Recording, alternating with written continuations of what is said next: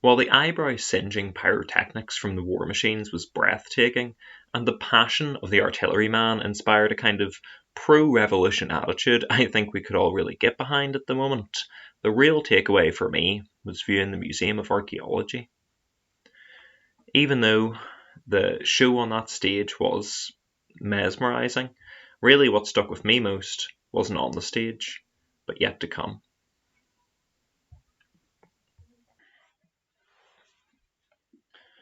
And as we went around this museum, as we went around in Dublin, you know, bottom the bottom floor of the museum is around the perimeter, like tools, you know, kind of Stone Age, like flint knives and arrowheads and that type of thing. And the collections of these details, you know, they always have like wee plaques and stuff beside it and the predicted locations for where they were found. And a lot of the stuff was like really close to the where we were, you know, or close to like where we were born, even where we've lived a great amount of our lives. Which was just a really odd connection, you know, like you kind of forget that stuff might be sitting at the bottom of a river or something like that, you know, or like the river you would look at every day would hold all these like artifacts of time. But you know, really, as we were going and looking at all these objects, something that stood out to me was a sheath that someone made for their knife, and it was like obviously the perfect size for their knife and everything, and they had the handle of the blade was like to their palm, you know, like kind of sat shaped for holding it. And I just thought, you know, to go out and do that, to get this sheath, to work on the leather, to work on the material like every day, you know, to like beat it and cut it and tan it and do all that Skyrim action. And it was not only obviously the work that went into it that stood out to me, and the fact that obviously it stood the test of time, but it was the idea of that being a task. Like imagine you were given a task to go and get materials and make an item, make a tool that not only you would use like every day of your life and probably held with you for the remainder of your life, but also a tool that could be taken as a symbol and as an example of like a window into your life of your own time period, you know, um something that will tell stories and generate ideas about not only you as a person, but your family, the people in your community, the whole time period of your existence. And it just really was like, I don't know what it'd make. You know, obviously I'd probably write a poem or something silly.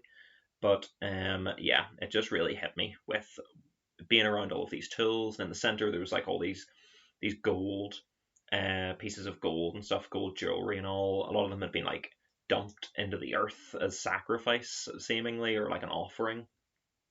And it was just these collections of tales, these collections of humanity that still existed. You know, predominantly the other one that stood out to me was like this necklace. It was like a black beaded necklace. And I forget the term of the material. Unfortunately, I'm gonna see about fact checking that. But that was found, that necklace, in an urn, and like with someone's remains, you know, and it said there that they likely cherished that item so much that it was one of their favorite possessions on this earth, that they literally took it to the grave, you know, and it was just a very sorrow experience. And that did hit me a bit harder than I was expecting. You know, seeing something that someone cherished so much, they had their entire life, something that wasn't even a tool, that it just made them feel more like them. You know, like when you see a cartoon and someone's always in the same clothes, like Ed's World is a fantastic web show on YouTube, and everyone has like their kind of iconic outfit, and this person probably saw that as like part of their own iconic outfit, you know. So that just really stood out to me. But you know, in continuing on, and to be honest, it's just going to get a bit heavier from here. Continuing on, the next thing we really went and viewed was the bog bodies. Now, the bog bodies are essentially that they are bodies of people that were preserved in bogs for like centuries, like an insane amount of time. And the preservation of these people, again, I'll see about putting some images here, but I'm not going to be putting too much because it is quite intense. And the bog bodies was essentially all of that before, all of that connection to people and craft and story, and just amplified it all. It just amplified everything. One, you're staring at a person, you're like looking down at a person, and a few of them had, their head and stuff remained. One person was just like a torso, and it is just extremely draining to because to do it right, to be respectful, and to take the time in the exhibit. You really got to be with these people, and you're reading into some of the most interesting and also hard things. Like the guy that was just a torso, he had like his arms and his hands as well, and his hands were like remarkably well preserved.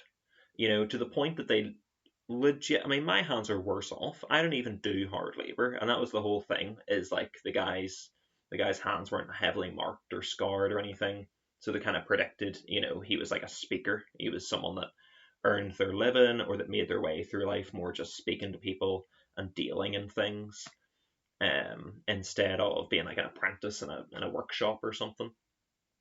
But literally, like if you look at your own hands and see how plush the skin is, or see how the skin would come out and puff against where the flesh is weak, um, you can literally see that on his hands. Like it was just honestly, if you've ever had to use like the tea bag or the coffee staining method, and like a bit of homework or something in school, you need to make a letter look like it's really old, and you cover it in coffee or you like dab tea bag over it. It honestly just looked as if the hands and stuff had been treated in that same way. It was insane. But to get back to the point, the stories that were kind of told throughout the progression of these bodies in the exhibit, like I said, you have the insight for your man there and his hands. There's another guy that had his hair was really well preserved. He actually had kind of like a ponytail type of thing, and he had like gel in his hair. Like they were able to find that he had gel and trace that back to France. Like he had French hair gel, which is just so there's elements there of its fashion that he chose, of probably an ego that he had, a sense of identity and doing himself up and not being a disheveled person. There was interest there, there was probably pursuit of finding a partner of some form and getting yourself better and more fashionable for that. And it all just it reminded me that they felt everything that we feel.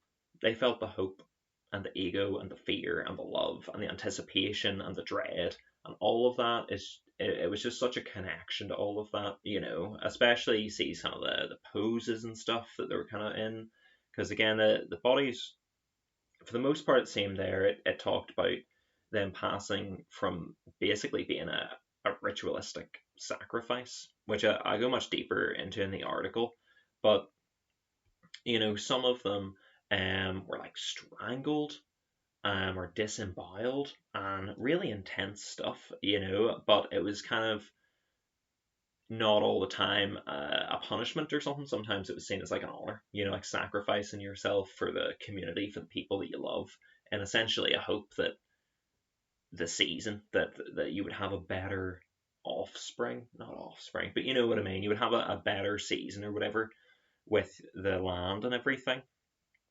But one that was also interesting, that was kind of opposite to that, is this man who he was like cut up and stuff, and he was stabbed, and he actually had his it feels odd to say, but he had his nipples cut off because apparently in old Ireland it was a thing supposedly, and I did a brief bit of research about this, and it does seem to be mentioned in some account of as an act of submission, as a way of showing that you are um, subservient to someone, you would suckle upon the man's nipples, like the king, or I guess the lordship, or whatever. Um, So they take that act that man, was mutilated in that way, with them removed as part of his death, or possibly earlier, I suppose. It is like a sign of disrespect, like a sign of taking away the opportunity of earning respect, or the opportunity of presenting others' subservience to you, and that was removed as a sign of disrespect to that person. And that was just so. I mean, that's just so interesting. If you look at the world now in terms of ego and power, and the amount of people that want to feel others have, subservience to them, which I think is extremely prevalent in the stuff I've talked about before, hustle culture, and this join my war room and be a soldier rank and earn your way up to a general rank, and all that crap. But yeah, all of that really hit me. All of that really hit me. And then anyway, look, we'll move on to some lighter stuff. For the lighter end of the season, I suppose what we finished off our day on was the Egyptian exhibit. The Egyptian exhibit was really, really nice, I gotta say. There was like 50 school kids running around with quizzes on their phones just trying to get answers, and there was also like the loudest construction in the world next door. But that is what it is. It was still good. It had the typical Egyptian stuff. It had mummies and the religious artifacts, and I mean even the cats were mummified. I know that's something that's on horrible history before, but actually seeing a cat, and they even stated that it's possible the cats were bred just for mummification. It's like whoa, what's that about? But to be honest, I was really drained when I got to that exhibit. It took so much out of me doing the whole bog bodies thing, going around all the rest of the place beforehand, that by the time I got there, I was pretty drained. So I'd like to just tell you about my partner's main takeaway from the Egyptian exhibit, which was this little makeup palette that had been carved, and it was actually carved by a little boy, and he carved it in the shape of a fish because he really loved fish, and it was like well used. It was well worn in terms of its condition, and we just kind of stood there for a wee minute, just thinking about the life that was behind this palette. Because this wee boy, obviously he loved watching the fishes in the shallow water when he went with his father, and I'm sure he loved preparing and watching the different dishes of fish be cooked. I'm sure he covered his walls in drawings of chalk fish and stuff like that, and to take the time, to not, because it was unique apart from the other palettes at the time because of that shape. Most other ones were just like a slate, or it was like a face or something, so you could like put the makeup on a face, that was a palette. And it was just the idea of him spending all this time, hour after hour, like carving the wee lines into it, getting it just right. And then after that, the fact that it became, again, one of his favourite items. It became something that he used over and over and over again, whether he was dressing up for an event, whether he was playing, like playing warrior, whether he was helping someone, his family with makeup stuff that they had to do for a traditional ceremony or something like that. It spoke so many volumes about this person's life in a plate of text like that, and it was amazing. It really was, and it was just such a reminder to our people of the past. I mean, I'm not Egyptian, but just to people in general of the past. And really, that's what I wanted to finish on about speaking. Is all of this gave me such a connection. I felt to humanity, to people, and I really cherish that experience so much. And I fear, as we continue to improve with technology, as we continue to take all of those tools and reduce them down into technology, and we become more and more reliant upon things that we don't understand and things that aren't human. We let our human relationships, we let our romantic opportunities, we let our opportunities for friendship come down to these apps, come down to an algorithm, come down to someone else determining our chances of success within such important realms of life. I mean, feeling a connection to people socially, feeling a sense of community, and obviously the romantic connection. I mean, they're some of the most key relationships that you will ever hold in your life, and the fact that we are becoming more and more and more dependent on technology across every way, from young people, young men being trapped by these fully validating, AI like girlfriends and partners and stuff, and between the people that aren't fallen because they're essentially children fallen victim to those things, the people that aren't, the people in their 20s like myself or through your 30s, when you're trying to date in this app world, this algorithm world. I mean, I've never had to do it. I've never had to do that experience. Thank the Lord I have my wonderful partner. And it just seems horrible. From the men just swiping on everything to try to just get the best odds and see what they can match, to the fact that there's like what, three times as many men as women or something like that on these platforms. And then that doesn't even take into account all the women profiles that are actually bots or AI ran people that are just trying to funnel you into like a content system or a scam. So honestly, I was thinking about that wee boy's life with the fish. And I was thinking about all the stories I imagined him from that little plaque that told me that information. And then I was thinking about all of these people, and I was thinking, our life couldn't even be more different from that wee boy's.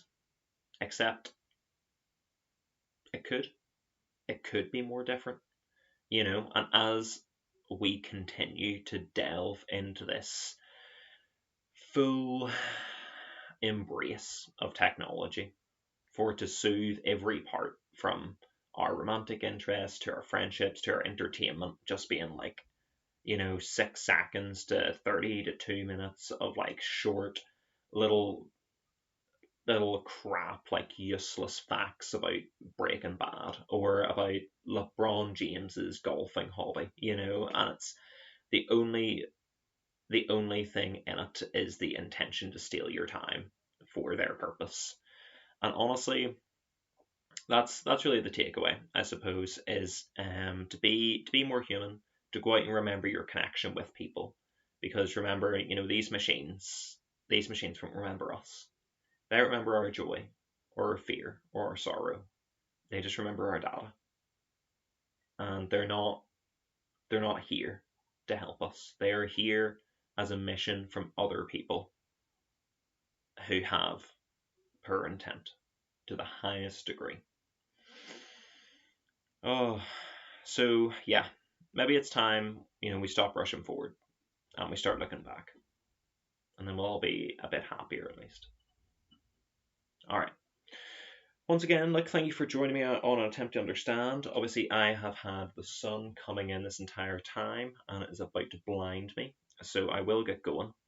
Hopefully, the TV pictures, animations, or whatever worked out for this episode. We'll see how that goes. And if it looks great, fantastic. As usual, if you've had a great day, I hope you continue having a great day. Congratulations. If you're not having a great day, that's all right. Maybe it will be better in the next section of your day, in the evening, or the next part. And if you're at the end, then just let it go. Try to lower your shoulders and feel a wee bit freer, and just accept that you'll try again tomorrow. All right. I've been Adam Dean. Thank you very much. I'll speak to you later. Bye bye.